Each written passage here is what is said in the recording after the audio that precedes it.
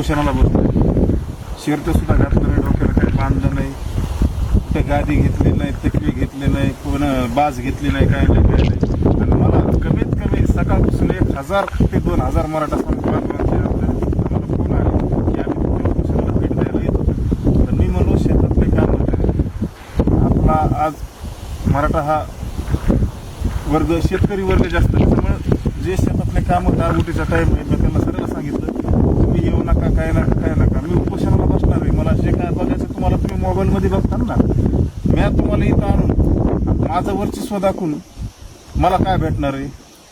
त्याच्यामुळं मी काय म्हणतोय, आता हे जे मनोज जरांगे बसले उपोषणाला, डोक्याला गमजा बांधलाय, तकवे घेतले, तर बाजीवर बसले, तर समाज साईटनी सारा, आणि ते बिचारे त्यांच्या डोक्याला कुठं बांधलेलं नाही, काय नाही. आणि हे बांधून पिंधून बसले, तर विखे पाटलांनी ती टोपी घातली. समाजाला ऊन नाही का लागत? तुम्हीच एकटे बसले. तर माझं म्हणणं असं आहे, जोपर्यंत तुमचा जे आरक्षणाचा लढाई ना, जोपर्यंत समाजाला आरक्षण भेटत नाही तोपर्यंत उठूच नका. आणि जेव्हा आता सगळे सोयरे काय निघत नाही, सगळे सोयरे कितीत विकला हे शब्द. मराठा कुणबी एक आहे, हा जिहार हे तुम्ही का बोलत नाहीत आज? ह्याची किती सेटलमेंट झाली? सरसकट आरक्षण हा मुद्दा कुठे गेला? आता हे मुद्दे सर विसरून गेले ना. ज्या आरक्षणाचा समाजाला फायदा होता, एसीबीसी असेल, ईडब्ल्यूएस असेल, हे 2 आरक्षण मराठा समाजाच्या फायद्याचे होते. आणि आज हे आरक्षण मराठ्याचं गेलं, तर आज मराठ्यावर एवढा बेकार काही माल आहे. हे 10% आरक्षण. महाराष्ट्राची लोकसंख्या किती? 13 कोटी.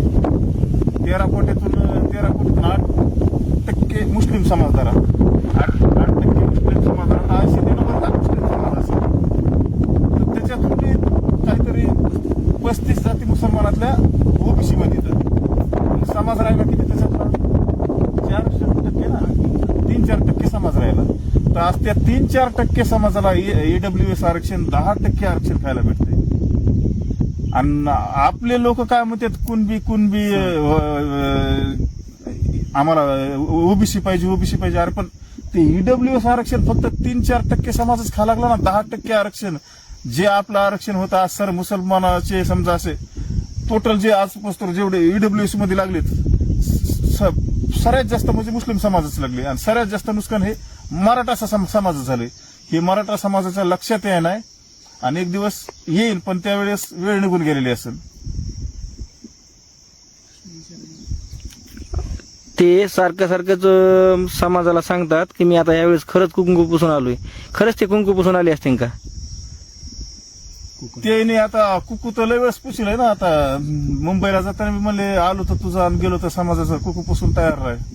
अरे कुकी कवर पुसतात, त्या बी आमच्या बहिणीसात माता मावली. पण असं माऊलीचा कुकाचा अपमान करू नका. आणि हे तुम्हाला डायलॉग आता सोबत नाही, हे पांचट झालाय. मी तरी आता हे उन्हात बसलो, रक्त शर्ट नाही, काय नाही, इथून उठणार नाही जोपर्यंत ईडब्ल्यूएस आरक्षण, ईडब्ल्यूएस आणि एसीबीसी हे 20% आरक्षण मराठा समाजाला भेटत नाही तोपर्यंत मी या उन्हातच असंच बसणार.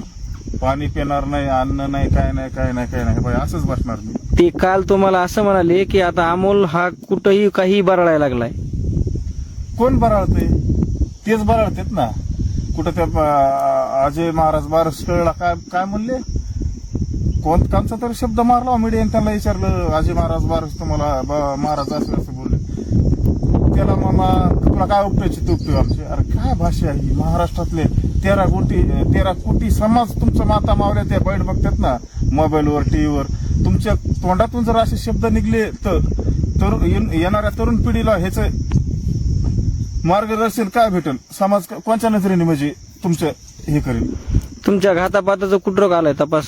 ते स्वतः पुन्हा म्हणले तर डबल चौकशी लावा. काही लावली शासनाने या संदर्भात चौकशी? माझी बी मागणी ना, ह्या उपोषणात माझी मागणी स्वतःची टीम मनोज जरांगे आणि अमोल खुनीची नार्को टेस्ट आणि एसआयटी चौकशी होण्यात यावी. त्याच्यात जर मी दोषी जर आढळलो तर मला सरकार जी शिक्षा देईल ती मी भोगायला तयार आहे. माझा समाज जी मला शिक्षा देईल ती मी भोगायला तयार आहे. आणि त्याच्यात जर खोटा गुन्हा सिद्ध झाला तर मग ह्यांना बी सुट्टी नाही. ह्यांना बी आहे का बेकार शिक्षा, जी दुबईला, इराकला ते तिकडे आहे का शिक्षा त्याची शिक्षा ह्यांना देण्यात यावी. सुट्टी टीम मध्ये कोण कोण आहे नेमकं? छोट्या टीम मध्ये लय मोठे ते टोटल लाभार्थी टोळी तर काय आता सारेच कशाला नाव काही सारे छोटी टीम लय मोठे ते 20-25-30 जण आहेत ते छोटे. आणि हे सगळे सोयरे मराठा कुणबी हा शब्द आता निघत नाही पाटलाचा. हा शब्द म्हणजे काय विकला का किती मध्ये डील झाली हे काय कळनाच मला. आणि असे स्टंट समाजाला कुठंतरी आहे का समाजाचं वाटोळ होतं असे स्टंट. ते तुमच्या कुठल्याच प्रश्नावर उत्तर देत नाहीत, हा समाजात सुद्धा संभ्रम आहे. नेमकं ह्यावर तुमचं मत काय? त्यांच्याकडे माझ्या एका बी प्रश्नाचं उत्तर नाही. कारण ते जर खरे 96 कोळी मराठा असतील तर माझ्या प्रश्नाचं उत्तर देतील. मी तरी 96 कोळी मराठा आहे. मी जे त्यांच्यावर आरोप केलेत ते सिद्ध त्याच्यामुळे आहे का त्यांच्यात ती धमक नाही माझ्या प्रश्नाचे उत्तर द्यायची. तुमच्याकडे जे रेकॉर्डिंग काही आलेल्या दादा गुरुडच्या आणि अन्य ह्या कधी तुम्ही व्हायरल करणार आहात?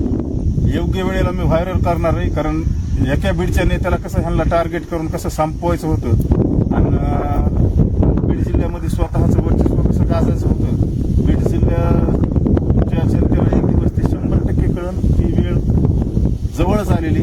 त्या टायमाला त्या रेकॉर्डिंग व्हायरल होते. आणि आता ते कवर कुपोषणाला बसणार आहेत ते बी बघूत आपण. ते ज्या टायमाला उठते त्या टायमाला मी उठत मी बी असंच बसणार उन्हातच. तुमचं काय म्हणणं आहे? कधीपर्यंत उठतील ते? तुमचा आता एक अंदाज? अंदाज उद्या उठतील बघा. उद्या दुपारपर्यंत उठतील ते. कारण मला मी लय दिवसापासून त्या माणसाला ओळखतो. त्या माणसाचं काय नाही. आता आज संध्याकाळीच विचार चालू उठायचा. पण आता बघू आता कवर उठतील तर. पण आज संध्याकाळी किंवा उद्या 9-10 वाजेपर्यंत उठतील.